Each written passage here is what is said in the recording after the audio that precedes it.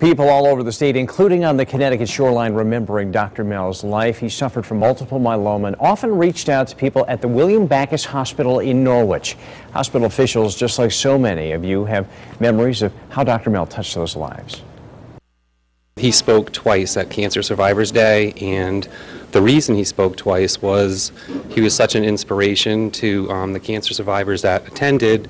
We asked him to come back. I mean, he epitomizes what we at Backus Hospital say all the time, which is cancer should be a chapter in somebody's life and not the whole story. For as long as I've been here, since 1979, my wife and I have appreciated watching Dr. Mel, and of course the rest of the meteorologists there, and his passing is certainly a very sombering and sorrow time for us, and our thoughts go out to the family.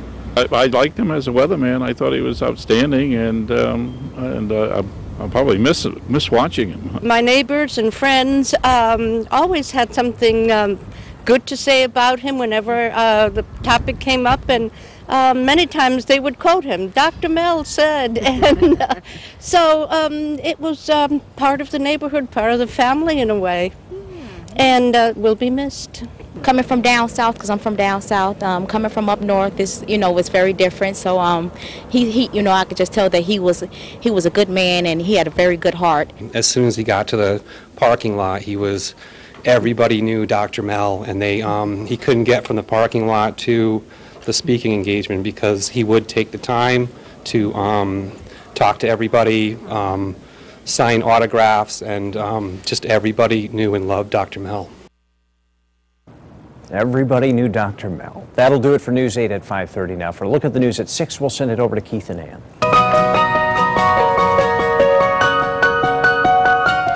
Good evening, everybody. I'm Keith Kuntz. I'm Ann Nyberg. Tonight, the News 8 family is saying goodbye to a beloved colleague and friend. Today, after a long battle with multiple myeloma, meteorologist Dr. Mel Goldstein passed away at the age of 66. Darren Kramer worked with him a long time, and he joins us now with a look back on Mel's life. As we all did. I'll tell you, a lot of people in this state knew a lot about Dr. Mel. Dr. Mel, the friend, the scientist, the teacher, the musician, the cancer advocate, a Renaissance man, if you will. Mel touched a lot of lives in this state. Here's a look back at his. Still these bands of very heavy snow going through the area. Just about everyone in Connecticut knew Dr. Mel Goldstein. Mel, the meteorologist. Connecticut's weather source, and I wanted to show you a big radar picture. Dr. Mel, the teacher. It looks like the storm is moving away. Dr. Mel, the guy with the big smile. Mel grew up in the quiet North Boston suburb of Swampscott, Massachusetts. His passion for weather started early. As a boy, he went through 3 hurricanes and other big storms, and they fascinated him. He got degrees from Penn State and NYU, and he found the love of his life. Everything with him is a new way. It's exciting. He's got imagination. I was so lucky to marry him.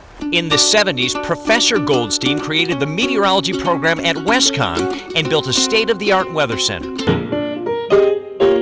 Then the broadcasting bug bit him. First it was radio. In 1971, it was 1 station, then 20.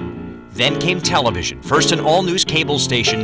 Then in the 1980s, Mel Goldstein walked into the door here at WTNH, and Connecticut fell in love with him. We're talking about a man here that isn't just a legend in our state, but this is about a man that has defined an entire category. You can't have a conversation with somebody in the state of Connecticut and talking about weather without talking about Dr. Mel. People gravitated toward him because he loves what he does, and you can see it in his face every single day. For 25 years, he guided Connecticut through everything Mother Nature could throw at us: floods, blizzards, hurricanes, and tornadoes. Mel's life changed forever with a diagnosis of multiple myeloma, a cancer of the plasma cells in his bone marrow. Doctors gave him 33 months to live. He fought and won for 16 years. Every day you take one more step and you try as hard as you can to learn and to grow and to not fear life, but to thrive with life. And thrive he did, writing books, leading the weather department here at WTNH, and inspiring thousands of people around the country fighting cancer along with him. Mel retired here from News 8 just last year, but he wasn't done yet. His years of experience helping to guide us all through Tropical Storm Irene, the same storm that tore apart his home on the shoreline. Every few seconds there's a big pound, a big bang, but we're going to have our job and clean things up. And though he is gone, Dr. Mel's legacy lives on, from a scholarship fund for meteorology students at WestConn to a research fund for multiple myeloma at Yale, and the thousands and thousands of lives he touched with his wisdom and his contagious smile. Each day is something that is precious, and that we should take advantage of that to its fullest. And I'll tell you, there's nothing more satisfying than the feeling of helping other people. That means the world to me. What we know here in this room, working with him so long, that a lot of folks don't, is that, we were talking about this, Mel Goldstein was a tough guy. Absolutely. He was in this room often in great pain. And, did his job with a smile and class and dignity, and did it every day, and he loved it so much. You know that. We loved it when he played the piano right here in the studio from time to time. And he was always the guy who was looking ahead. I spoke to him in just the past week, and at that point he was still talking about continuing to be on the radio at more radio stations and possibly even write a newspaper column. So that's just the kind of guy he always was. He never gave up. Never gave up. Absolutely. Thank you, Darren. And of course, news meteorologists across the state are also mourning the passing of Dr. Mel. News 8's Bob Wilson spoke with meteorologists at some other Connecticut news stations, and Bob joins us now live from Hartford with more on that side of the story. Well, Dr. Mel is known as a straight-talking guy. Gave you the weather forecast straight away. Today, everybody remembered Mel the man. Dr. Mel, how much he gave of himself, the time he took for everybody. And no matter which side of the dial you were on, today is a sad day in the broadcasting world. What I remember most about Dr. Mel was how much he really loved the weather. And the worse it got, the better he liked it. I mean, he really was into weather. And yet, he never considered himself a celebrity doing the weather. At the same time, the way he approached people, the way he treated people, the way he spoke to people on the air and off the air, made him a celebrity, a big celebrity. I just admire him because I worked the morning shift for 4 years, and I'm a healthy individual. And I found that pretty hard. And here Dr. Mel was working this shift, which is difficult as it is, battling cancer at the same time. And I think that's really an inspiration to all of us. It's a great loss. What Dr. Mel was to me was a friendly but formidable competitor.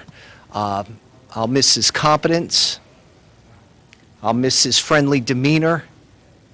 And I'll miss his big smile. When I was in 4th grade, I met him at the volleyball tennis tournament in New Haven, and I told him, I was like, I love the weather, and he couldn't have been any more happy to talk to me about weather, and said, hey, why don't you and your mom come in this weekend and check out the studio, and you can watch, us do the newscast. So I remember, this was probably 20 years ago at least, going into New Haven and watching him put together the forecast. He helped me, showed me how to make the 5-day forecast and what he did. And to this day, I still remember that as one of the coolest things an elementary school student could do. And he sort of solidified my love of the weather. And Dr. Mel touched so many lives. One thing I'll always remember is how hard it was that he worked through that pain every day with a smile. I'm Bob Wilson reporting live in Hartford News. And tonight's state leaders are also remembering Dr. Mel. Senator Richard Blumenthal called him a dear friend and a great public servant who made every day brighter regardless of the weather. Governor Daniel Malloy says Dr. Mel was a Connecticut icon. Well, yeah, what a guy. Just a tremendous personality, knew his stuff, cared about people. It came through the TV. It certainly came through the classroom at Western Connecticut. I mean, he really was a groundbreaking meteorologist. Governor Malloy also said that Dr. Mel always handled himself with grace and dignity and class.